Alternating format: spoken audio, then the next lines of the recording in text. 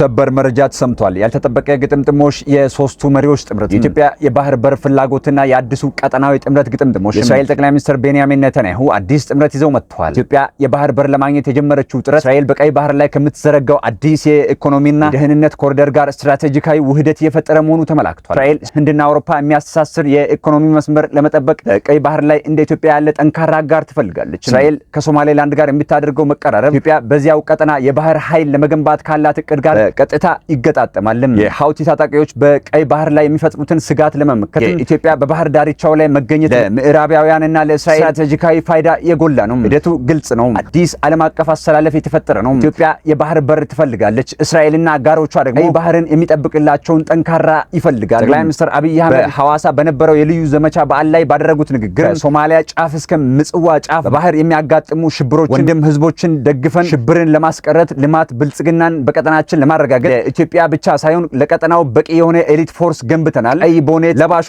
ውጊያ የሚጨርሱና ውጊያን የሚያስቀሩ ናቸው። እኛ ዝግጅትን አፍሪካ ሰላም ለማረጋገጥ ነው ብለዋል። በቀጠናችን ላሉ ሀገራት አለኝታ መከታ ጋሻ ለመሆን ነው ማለታቸው በጥምረት ውስጥ ኢትዮጵያ እንዳለችም አመላካች ነው። ሌላው እስራኤል ፕሬዝዳንት ይስሐቅ ሄርዞግ በዚህ ሳምንት ነገ ማክሰኞ በኢትዮጵያ የአንድ ቀን ስራ ጉብኝት እንደሚያደርጉ መዘገቡ ነገሩን ለእውነት የቀረበ ያደርገዋል።